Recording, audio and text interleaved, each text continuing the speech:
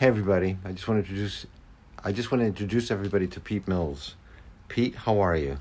Doing well. How are you? Well, if I was any happier, I'd have to be two people. I've known Pete for roughly about over 8 years, actually. Around that, yep. Yeah, and it was really nice to run into you and reconnect a couple of weeks ago. Pete, what was the first instrument you ever got your hands on? A bass guitar. Bass guitar. Yep. Okay. Do you remember why? I figured it'd just be easier to play a bass than an actual guitar because there's less strings and just more simple. I like that. Less strings. Yeah. But it wasn't less simple, was it? It was complex AF because I didn't realize how much it was about what you don't play, the notes you don't play. So I was such a go-getter that I'd just be always wanting to play, and a lot of my bandmates at the time, because I joined a band 2 weeks after I purchased my instrument. Mm-hmm. They were just like, you're overplaying. Like, play less is more. And I'm like, no, don't tell me what to do. I want to do what I've got to do. And then I realized that there's a way to play more and there's a way to play less. And I have to blend the two, balance the two. Well, you said something interesting. You said play in between the notes. I think Miles said that. Didn't Miles Davis have a quote? I believe so. It's the notes that you don't hear. It's the notes that I don't play. Yeah. Well, I think like any form of art, it's addition through subtraction. I don't know if you've ever heard that statement before. Yep. It's like you start off with this palette, and then you start adding colors to it, or notes, or music, and then you listen to it, or in my case, I look at it, and then say, okay, take that away, take this away. Or you've got to have a good ear. Or you've got to have a good editor, or you've got to have a muse. You've got to have somebody who can bounce these. Or a style. Exactly. Yeah. Well, and that's hard because a lot of people think that it's about perfecting the execution of your instrument, but then there's not much of like, well, then come up with something on your own, and it's sort of a piggyback off of, or it's an ode to. And the idea of having your own style, I think, is a very much like, I grew up in a glam punk band, so we weren't about how to be proficient on your instrument. We were about how to get an energy across to the audience. And It would come in our performance, it would come in our simplistic songs, but at the same time, we just started to develop a style that, as a result of not having a full comprehension of our instruments, in fact, some of it, our style was based off of not having a full comprehension. Right. Yeah.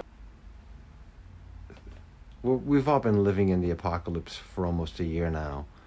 And I always like to ask this girl, what have you learned about yourself in the past 11 months? If it's to be, it's up to me. If it's up to be? It's to be, it's up to me. Oh, that's a beautiful quote.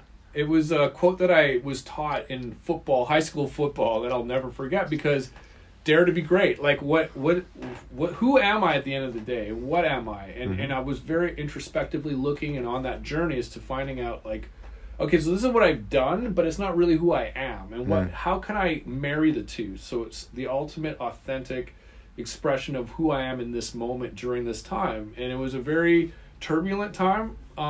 It's a very exciting time. It's a very unpredictable time. And isn't that life anyways? Mm-hmm. Yeah. Oh. Exactly. Which is always a lead into the next question. I've noticed two kinds of reactions from people during this pandemic, and one is of fear and paralyzation and anxiety, and the other one being people who have seen this crisis and turned it around into like these opportunities for themselves. Some people are reinventing themselves. Some people are finding out things about themselves they never thought they could do, whether it's to learn, I don't know, how to bake bread, or find a new way to monetize, or to bring in another passive form of income just by, I never realized I had this talent, and all of a sudden I'm I've been given the gift of time. Right. How am I going to execute this? Am I going to watch Netflix and movies and read a book, which is not a bad thing to do, or am I going to take this extra time that has been given to me and do something positive out of it? Well, the how did it work with you? Well, the latter that you described, the people that are making the most of it, if so to speak, I find that they must, and they, as a human, must feel the fear, the anxiety, and the dread.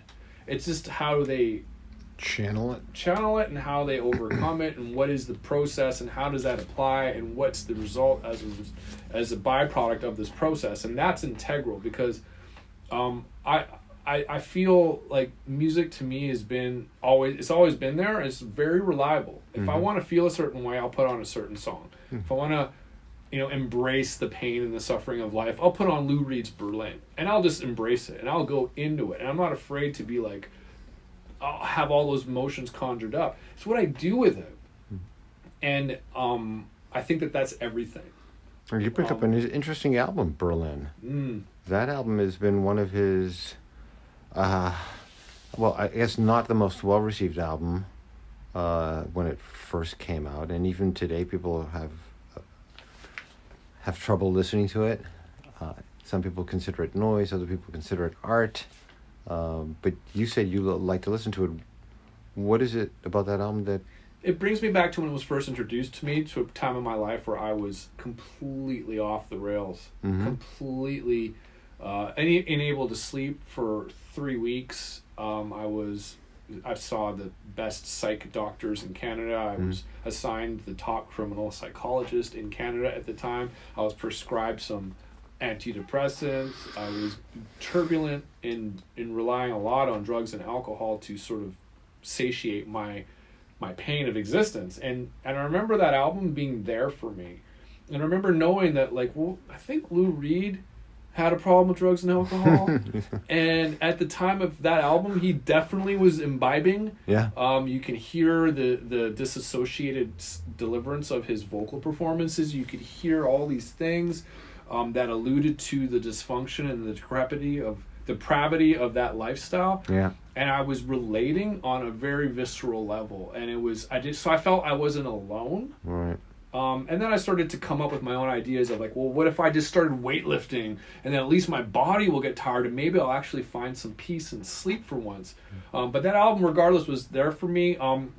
It's almost like the other day when I was listening to it, I was exposing it to a friend of mine. We were watching Wim Wenders' film called Far Away So Close, which is a sequel to Wings of Desire. Right. And in that movie, there's like Nick Cave, there's Lou Reed, and Lou Reed is singing a song. He was doing his own version of his own song called Berlin.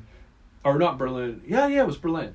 And I'm like, I hate it when Lou Reed doesn't sing the actual melody for the song he wrote. He always does his own interpretation of it live. And so I played the original for my friend. We stopped, we paused the movie, and I started to play it for her. And I'm like, and then there's this song, and then there's that song. And then we both went on a journey. Oh, nice. It's a 44-minute album or something like that. And I think we listened to half of it before we restarted the movie.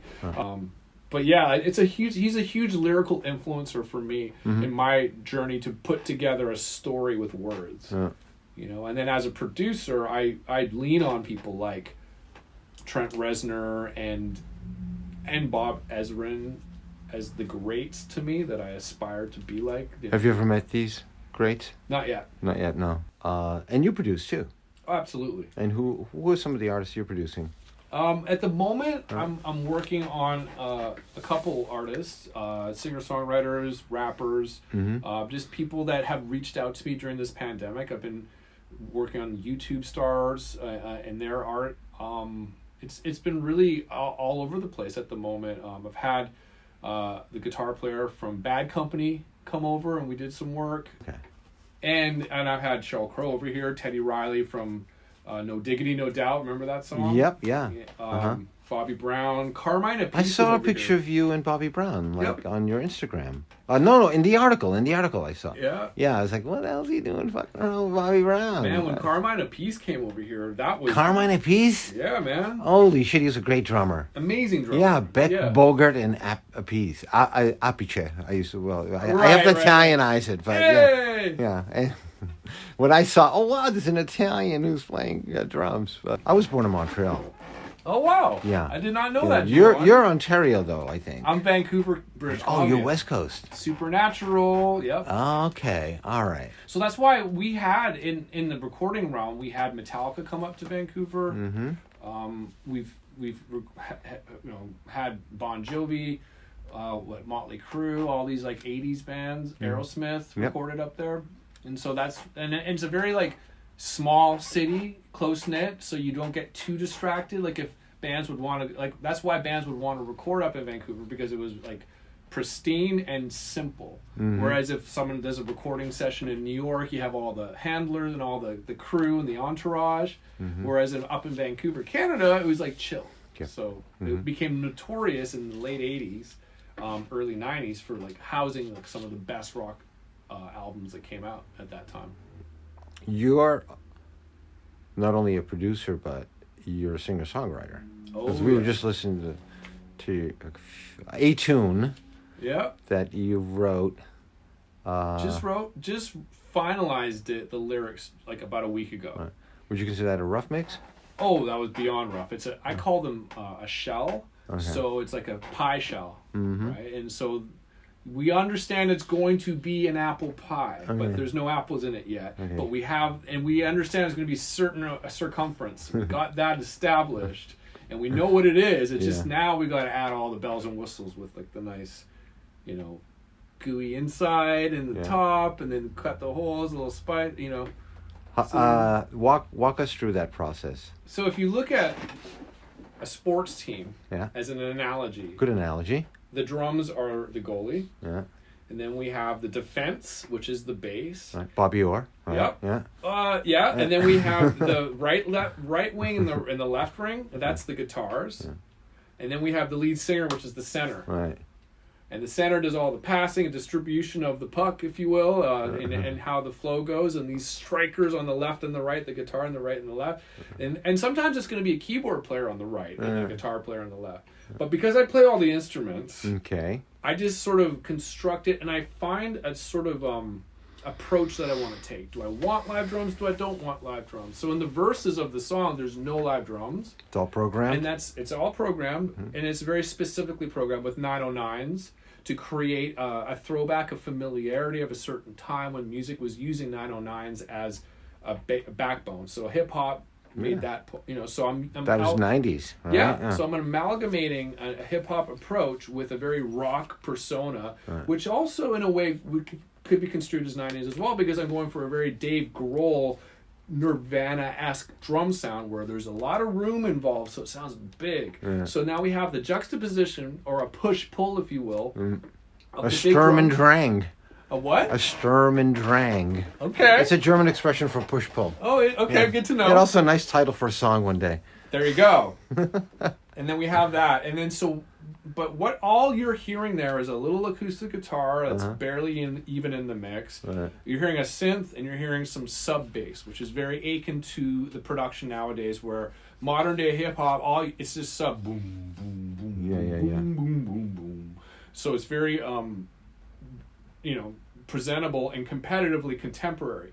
But me as a multi-instrumentalist, I want to involve other instruments. So I want to expand upon that little dinky acoustic guitar and turn it into an electric guitar. I want to bring another synth in there to juxtapose the monotony of the that's going through the whole song. And then we got the lead vocal, doubles and triples in the choruses, and then we add background vocals. And then will they also be you, or you got? Yeah, absolutely. Because who does Trent Reznor's background vocals? Who does Prince's background vocals? It's them.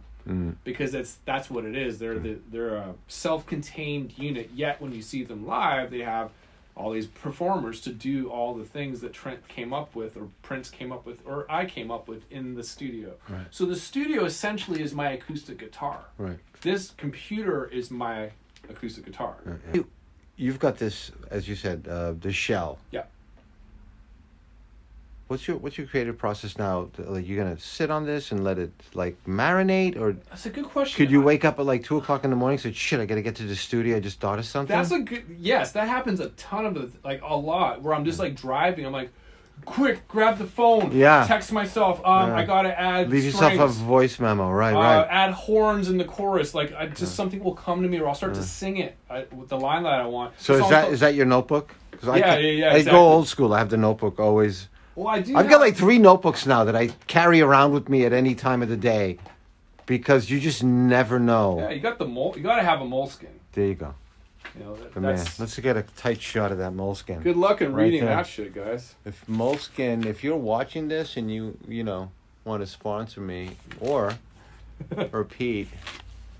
Look at that. All these story ideas, character building. Oh, so used that this is dying here and it's been through hell and back, but this is my go-to. Yeah. Completely. How do you approach producing other people? I know how you produce your shit. Well, right, you're a perfectionist, but it's somebody comes in here and they have a track. It's so much easier to produce someone else. Why?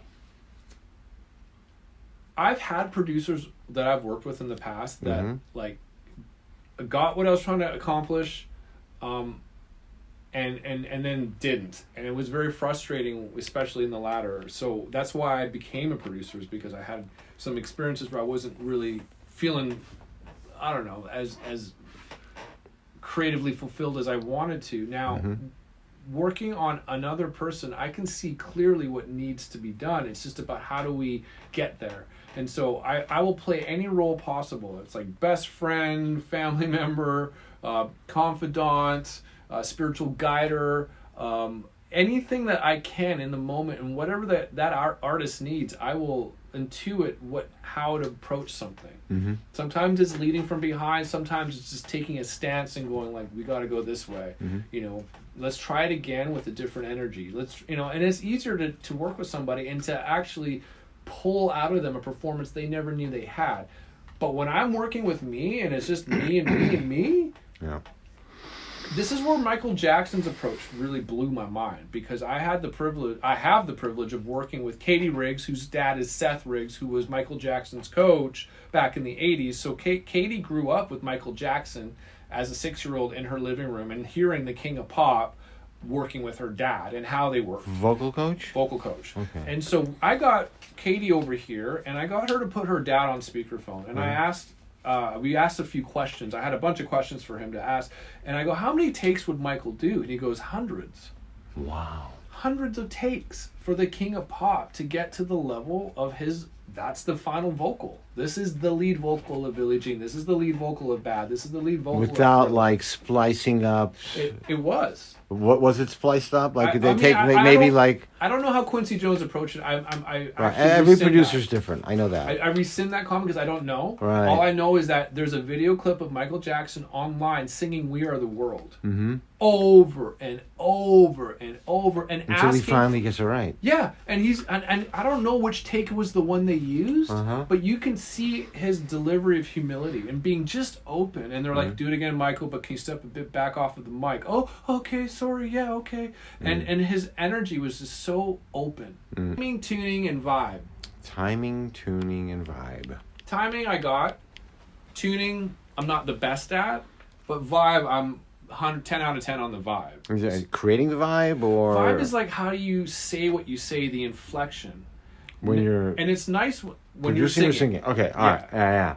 So those are the 3 criteria as a producer that I'm looking for, but as a singer I have to deliver. And when I'm self-producing, what I end up doing is I go into the makeshift vocal booth and I just sing. Last night I sang the song 20 times. Yeah. And now I'm going to go in under the microscope and look at timing, tuning, and vibe. And sometimes the vibe overrides the tuning. It's better to have something that's out of tune as long as there's the vibe. I relied on auto-tune when I first started singing, which wasn't that long ago. Being in bands with like crazy erratic lead singers, and some of them ended up in rehab, some of them ended up killing themselves, and I was just like, I want to do it. Yeah. Now, let me ask you a question. Can you only use autotune in the studio? Can you also bring it on the road with you and like have some on the road? You can. You can have like some engineer. Oh yeah. Mess around with your vocals as well, huh? Yeah. You that can. I did not know. Yeah. Interesting. You had mentioned that you deal with several different genres of music. Is that a testament to like being open-minded? Because usually producers, they kind of like work with one formula or one sound, but you had mentioned rap and hip hop and some rock, and obviously the stuff you do, which is sort of a crossover of there's a lot of goth element in what you do. Yeah. What was the article that you sent me? The article you like was he like a chic goth or something? Or, I like that chic goth. chic, yeah. Because, I'll take it. Yeah. A happy goth, or I'm the I don't know. most jovial goth you'll ever meet. Yeah. I don't have the black hair, but I wear the black clothes. Right. I'm not like, wanting to commit suicide. I'm pretty happy. Right. Yeah, I think it's. But I think that my it's a look happiness as comes much from a very dark place. As you talked about early on, right? Right. And your affinity to Berlin. So talk to me about, like, I guess, how open-minded are you, dude, for this? For music? Yeah, I mean, I love. let us in on your. To me, if it's great, it's great. Yeah, I totally agree with you. There's no such thing as bad music. There's just bad execution. I mean, when I ask people what's your favorite music, most often people will say, I like it all. Okay, I get it. What was your favorite music when you were 14? 14 would have to be Martha Hoople. Nice. Yeah, that was probably All the Young Dudes. Beautiful song, co-written by David Bowie, I believe. Written by David Bowie. Oh, wow. He gave that to Ian Hunter. What a nice guy. How do you get out of your comfort zone? Remain humble, and every day is a new day. Yeah. It has to be, or else I'm gonna piggyback off of yesterday's shower, and that ain't gonna keep me clean. So, but then the reality of a song in the production realm, like you said, how long does it take, and then you rescinded your question and you reapproached it to when you get bursts of inspiration, etc. But as wearing both hats in the left side and the right side of my brain, it will take about a week to have the song completely finished. That's not necessarily being in the fluidity of the unpredictable now. Mm-hmm. It's also putting on the blinders and going tunnel vision, must finish song. And so there's an energy that I'm very disciplined and able to execute because it's very left brain. Mm. The right brain needs to be constantly stimulated with new, so I'm making an actual decision, a declaration with these new songs I'm writing to keep them in the level of the pie shell, to keep them in that shell state so I can continue to write and be flourishing in this realm. Because so far in this pandemic, 2020, I've released 4 videos of 4 different songs. And that was me putting on the hat of execution mode and discipline and production. Now I'm just like, okay, I want to see what 2021 has to offer in the realm of me just being fluid as an artist and getting disciplined in the uncertainty. All right, so you talked about your creative process. What's your work ethic like? I mean, are you a 9-to-5er? Or do you just come in? I'm a 5 to an 11er. So you like to work at night? 5 a.m. Oh, and 5 go to a.m. bed. And when I wake up is 11 a.m. So then you go from... Wait, you're sleeping from 5 a.m. to 11 a.m. So the rest of the time... I got a nice 6 hours. Right. Good solid 6. And then I just get up, do my routine, my self-care, all of that stuff that keeps me in a position to be able to capitalize on the breath of the moment. And then I just get in here and go. Energy that, the juice is really... I'm in my power position between 11 p.m. and about 4 a.m. Cool. And between 4 and 5 is winding it down and sort of making sense of it and preparing what needs to be done for the next day.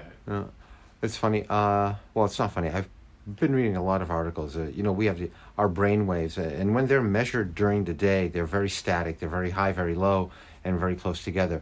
But after, say, 11 p.m., 12 midnight, the brain wave patterns are not as deep as and not as peaking, and they're also spread out more. So it looks like a much... But isn't that relative to how much sleep you get and when you go to bed? Well, I think also it has to do with the creative process. It makes it... having your brain being less static, if you're a creative person, gives you a bit more of an opportunity to maybe tap into that process without having those outside distractions. It's kind of like meditating, I guess. Right, because emails aren't coming in at 2 a.m. Exactly. Unless it's some spam thing or whatever, but yeah. If it's to be, it's up to me. Yeah, exactly. Well, dude, I gotta tell you, this is probably one of my favorite interviews I've done so far. I really want to thank you. Well, I'm honored to always talk with a spiritual entity such as yourself, who's also creatively, passionately profound and prolific. So thank you. Well, I don't know about that, but well, thank you very much, first of all. And I was wondering, hey, can you do a little bit of shredding and take us out? Sure, man. All right, let's do it. Okay.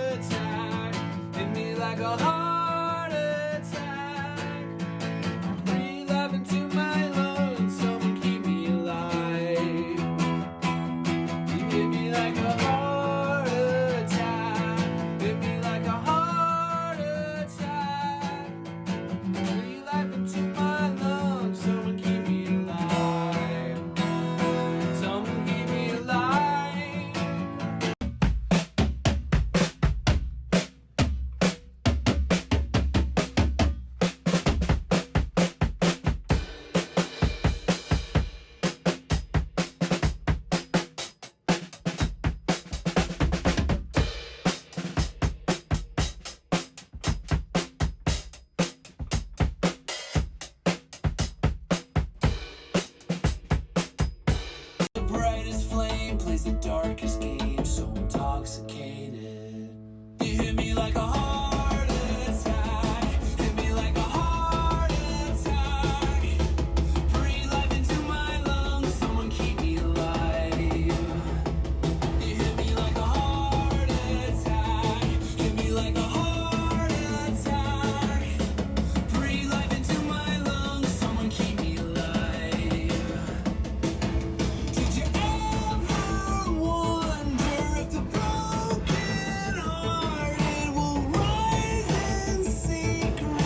re-sing it and like add some more instrumentation, like guitar. All right.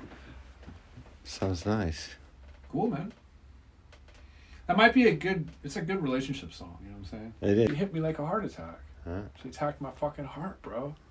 It hurt. Uh, And that's the result of it.